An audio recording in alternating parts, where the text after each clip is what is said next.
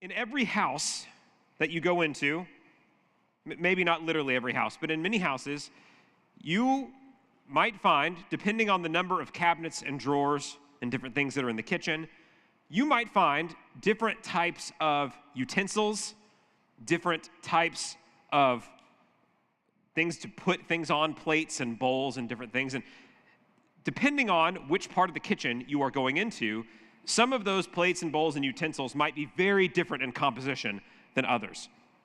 Some might be the ones that you use all the time, the forks and knives and different things that you use. If you're really economical, a spork, there's different things that you could use. But then there might be another part of your kitchen that is reserved for much rarer occasions where the things that you're seeing, the plates and forks and spoons, are much nicer and are only supposed to be used in certain situations. So you've got the stuff that you use all the time, and then the stuff that you only use at some really key times. Now, there's reasons, especially in a house like mine, why we need different types of plates and forks and cups and different things, and it's because of the age that my kids are at. I brought up with me a cup that I brought tonight that was actually being used tonight by my 3-year-old Theo. Now, some of you have seen my 3-year-old Theo run through this place. This cup is indestructible. It's just plastic, and you put things in it. It's not that he's not capable of drinking from a normal cup. He is. We put this cup on here to protect us from spills and tornado. I mean, he's bumping into things. He's the Tasmanian devil running all over the place. So this is a cup that is particular to our kids, but if I have an honored guest over to my house, I'm not going to pour some soda into it and hand them this, a sippy cup, right? This is designed for a different kind of task. And then there are the things that are not for kids. The things that are much nicer. Maybe you have goblets that make you feel like you're living in a medieval period when you're drinking from it. Maybe you have really fine glassware that if you touch it or breathe on it the wrong way, it's going to break. Why do you even have that? Maybe you have china in a cabinet that you have not opened since you got married and you're never going to. It's just there because it makes you feel fancy and sophisticated. Now, the reason, though, that some of the fine stuff in your house is not reserved for children or others is because the children don't know how to handle those things with the care that they should be handled with. Or maybe it's because those things are specifically meant to honor guests that you have come into your house. You're going to give it to them at the fanciest moment. And for me, whenever I find myself at a moment where I am given really fancy dining ware or utensils, I have no idea what to do with myself. I feel like I'm a child in that moment. I'm afraid I'm going to break things. And so, for the sake of us having a little bit of fun tonight, I want to share a video with you, but it requires me giving you a little bit of backdrop before you watch it to understand what's happening. Maybe the greatest comedic mind in the history of the world is a certain Mr. Bean from across the pond. So I'm going to show you a video from Mr. Bean. One of the things I like about Mr. Bean, though, is it is like if you put a child into an adult situation. So the context of this video is that he goes to a fancy restaurant for his birthday, is essentially what he's doing. He sits down, and obviously the hilarity ensues. He throws his napkin away and then uses the actual table placemat as his napkin. He orders what he thinks is a steak, but it's actually a steak tartare. For those of you who are not sophisticated like me, steak tartare is raw meat. And so they bring him out raw meat, and he finds it not tasty. So he starts trying to hide the raw meat in different things at his table to make people think that he's eaten it. So he hides some of it inside of his bread, some of it inside of the lady's purse next to him. Okay, that's the context where we are in the video. Fancy restaurant. He's hiding this steak tartare, not knowing what he's doing. Now we can watch. I can't tell if y'all enjoyed that or if it was just a loud laugh track in the background. It's fine either way. So the joke there is that he goes through all that to try and hide the steak, and by the end, they try and make it better for him, and they give him again the steak tartare, which he didn't like. Anyway, the thing that brought to mind for me is that there are certain things that are fancy and set aside for these special occasions, and for these types of things that you have in the kitchen, if it's really nice glasses or plates or anything like that, you are going to take care of them, especially beyond what other things are. They require care, and they are set aside for a certain occasion. You wouldn't serve the same thing to my 3-year-old as you would to some sort of political dignitary who comes into your house. And that is the image that Paul's going to use in our passage we're going to read tonight. He gives the exact idea of different types of kitchenware and things that you would find in a house. So let's go ahead and read our passage. It is 2 Timothy chapter 2, and I will read our 6 verses, and then we will talk about it a little bit at a time. Verse 20 starts like this. Now, in a large house, there are not only gold and silver vessels, but also vessels of wood and of earthenware, and some to honor, and some to dishonor. Therefore, if anyone cleanses himself from these things, he will be a vessel for honor, sanctified, useful to the master, prepared for every good work. Now flee from youthful lusts and pursue righteousness, faith, love, and peace with those who call on the Lord from a pure heart, but refuse foolish and ignorant speculations, knowing that they will produce quarrels. The Lord's bondservant must not be quarrelsome, but be kind to all, able to teach, patient when wronged, with gentleness correcting those who are in opposition, if perhaps God may grant them repentance, leading to the knowledge of truth, and they may come to their senses and escape from the snare of the devil, having been held captive by him to do his will. By the way, this brings us about to the halfway point of our study in 2 Timothy when we get here, so good job. We've got about halfway to go. In our passage tonight, Paul is continuing his teaching of his mentee, Timothy. I particularly like this passage because Paul is giving Timothy both philosophical, like a high-level thing that he wants Timothy to know, and then practical ways for him to go after it. And he uses one image to do it. So he uses the image of the different types of things that you would have in your house, the different types of plates and bowls and cups. And he says specifically to him, there are some vessels in the house, gold and silver, that are meant to honor whoever is partaking in it. And some are not necessarily meant to dishonor the person, but they are more dishonorable. So, in this honor-shame back and forth thing, the thing that is designed for the fancy person would be more honorable than the cup that's given to my 3-year-old to keep him from spilling all over the house. I read from one commentator, you could actually extend this metaphor even farther from things simply like plates and bowls to even things like dish towels or rags. This actually was a helpful image for me, again, because of the stage of life that we're in. I never could have imagined the number of things that spill when you have children, but I've seen it now. And you would not clean up a mess in the kitchen that your kid spilled with the same towel that you would try and give to someone who's your guest at your house after they shower, right? There are different types of even dish rags in the house, some that are more honorable, some that are more dishonorable. And so Paul says to Timothy, so if you cleanse yourself from the things that we'll talk about in a moment, you can be like one of the honorable dishes, plasticware or silverware, whatever it is in the house. You can be like one of the honorable vessels that God uses for honorable purposes in his kingdom. But what it requires, though, is that it be cared for. If you have fancy plates and glasses, they won't stay fancy if you don't take care of them. I was reading this week about certain kinds of equipment that require extreme care. And one of the things I was reading about were drill heads that go on, essentially they use it to drill for oil and gas. And a lot of these drill heads are actually made out of diamond, and they require really specific ways of caring for them, putting them in the right kind of container, because if they erode at all, they won't be effective in drilling the way that they're drilling. They're worth millions of dollars, and so they require care. Paul is giving us a similar metaphor here. He's saying if you are going to be used by God to do mighty things, it requires that you set yourself apart and be cleansed for these specific purposes. So if there was one phrase, one word that I think Paul is communicating to us tonight, it's pretty simple. Our mentor is telling us, set yourself apart. Be set apart from the rest of the world. The first thing on your handout, we do have another one of these tonight, and the first part of the handout has a few blanks, and here's what it says. Cleanse ourselves to be set apart for God's work. If we want to be used by God mightily, it requires that we be set apart, cleansed, different than the world around us. So it leads to a question. I'm going to offer the question, and then as we read the verses, I'll let you think of ways that maybe you can answer it. But if I were going to be set apart by the Lord for some sort of great work in my life, maybe he has a place of leadership for me in the church. Maybe he has influence he wants me to have over my family in a way that will lead them to know him. So if I were going to be set apart for that purpose, what do I need to be cleansed of in my life right now? Is there anything in my life that is an impurity that is keeping me from being exactly who God wants me to be? Is there a sin that I'm allowing to stay around that's keeping me from doing what God wants me to do? In verse 21, he said this, therefore, if anyone cleanses himself from these things, he will be a vessel of honor. And by the way, here's how Paul describes these vessels of honor. Sanctified, meaning set apart. Useful, meaning not only are you capable, but you are able to be used by God because you're set apart. And prepared for every good work. That's what's required for you to be one of these vessels of honor, that you have to be set apart, you have to be ready to be used, and then prepared for whatever God puts in your place. He says, during that verse, he says, you cleanse yourself from these things. What are these things he's talking about? I think he is referring to what we read last week, and then also the letters that Paul wrote to Timothy before. But I'll give you a quick review of a few of the things that Paul told Timothy to set himself apart from. He said, charge them in the presence of God not to wrangle about words.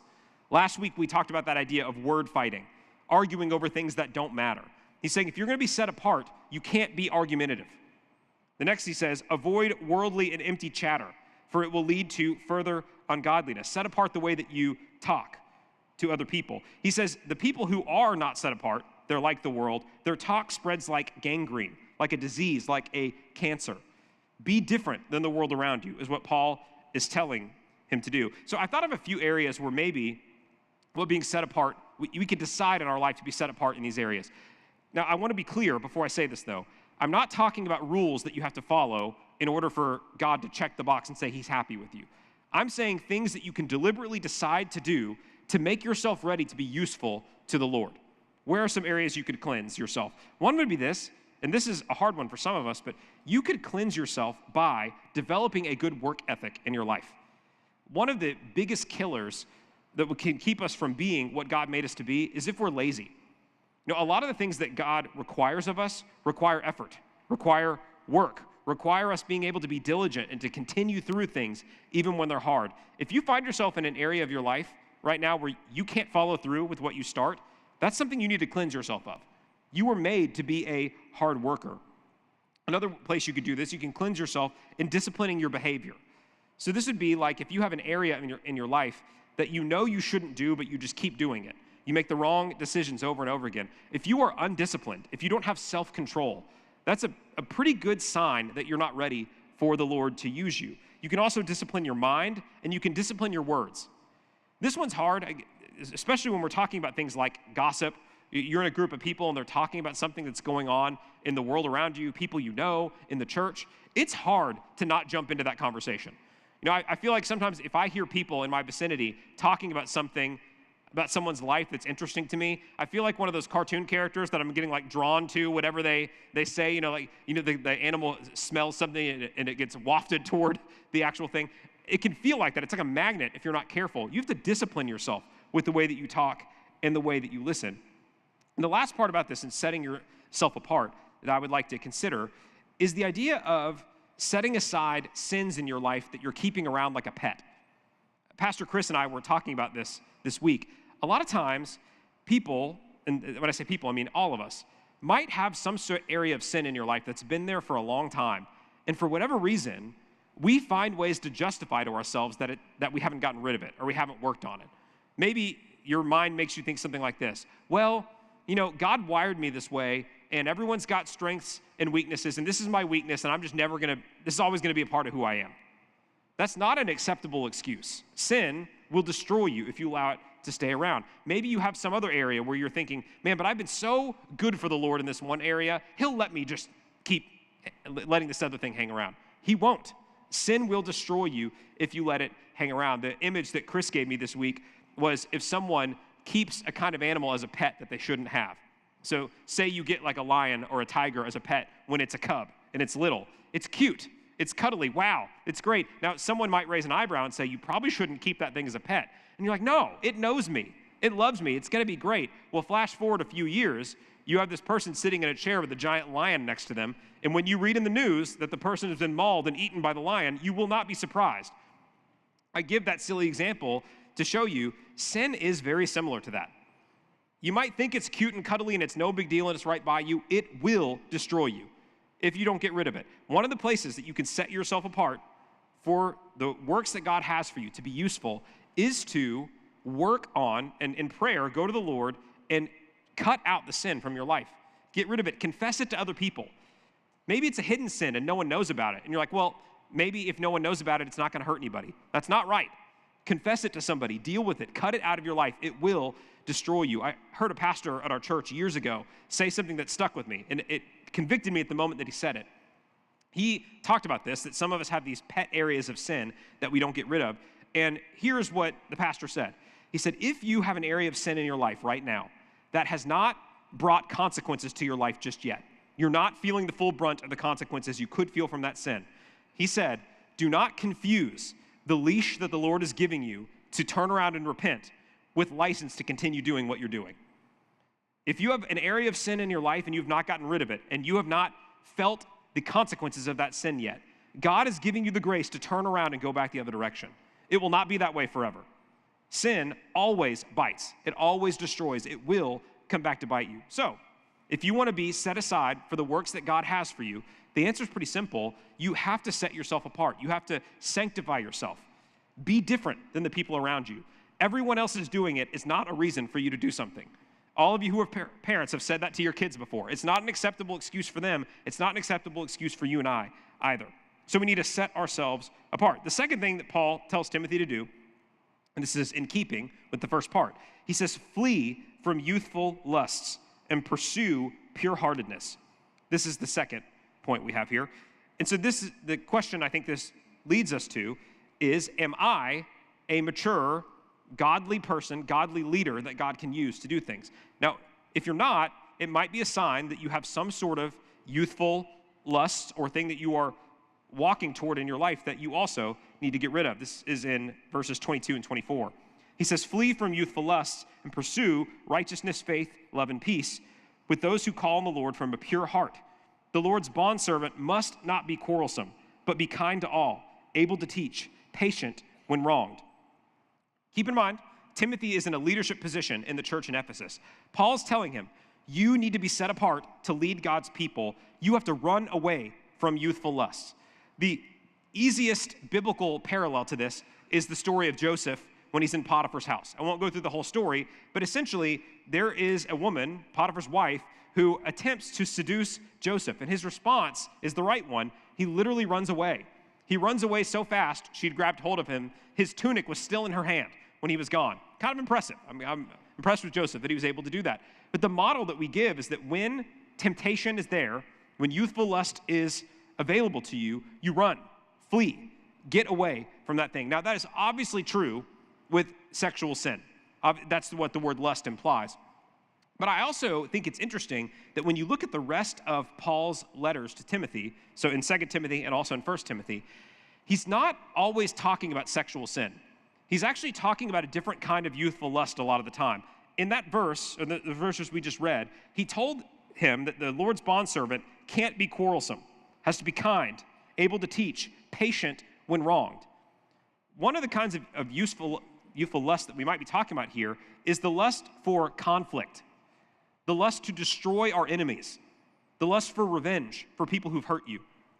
One of the things that I think has been interesting in culture now, and it's partly because we're able to see people interact online so easily, is that we see more examples, they're more available to us, of people getting into arguments or debates and one person wanting to destroy the other person.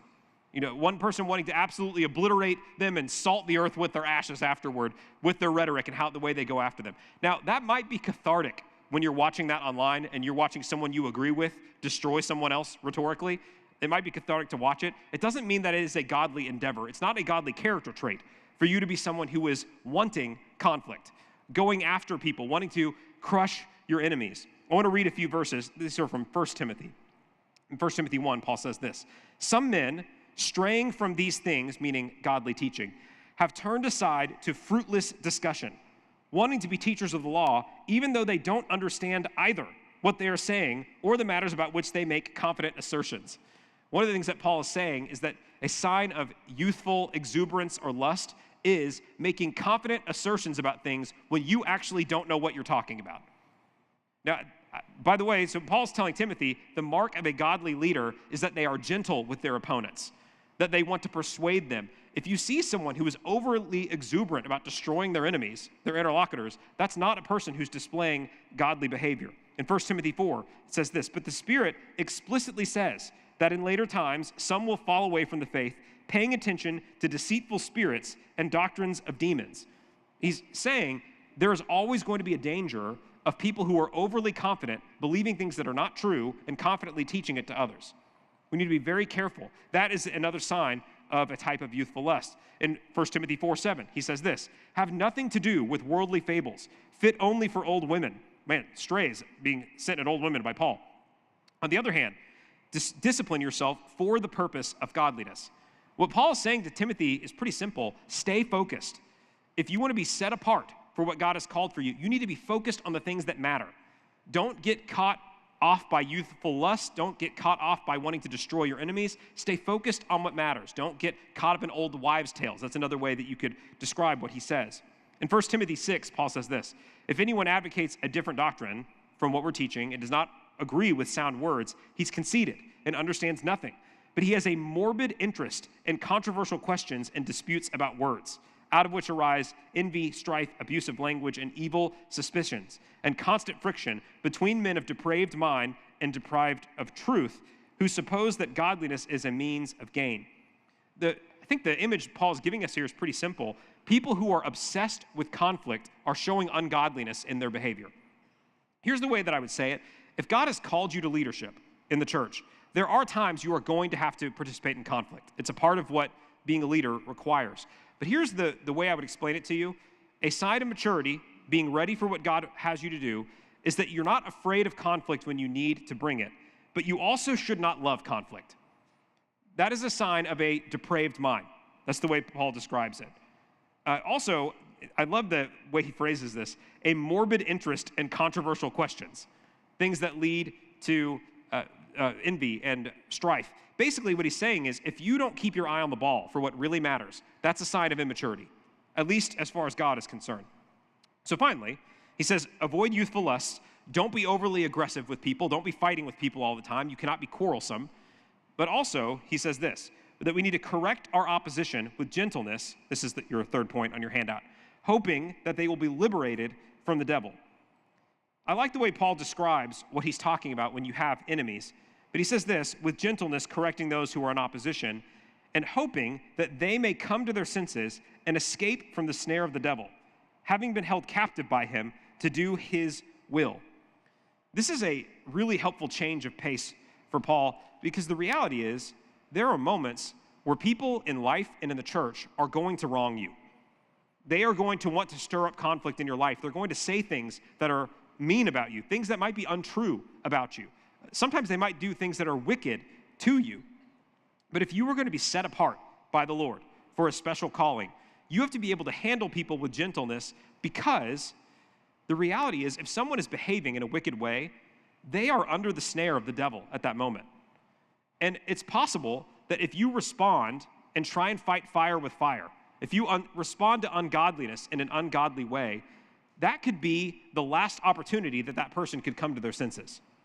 You know, one of the things, sometimes I pray this, when I'm in a situation where someone I feel like has wronged me, and I feel like they've completely unjustifiably done so. Sometimes it's probably pretty justifiable if they're coming after me. But when they're not, sometimes I will pray and ask the Lord, if there is something going on in their life, they're in a snare of the devil, I pray that you would liberate them and free them from that thing.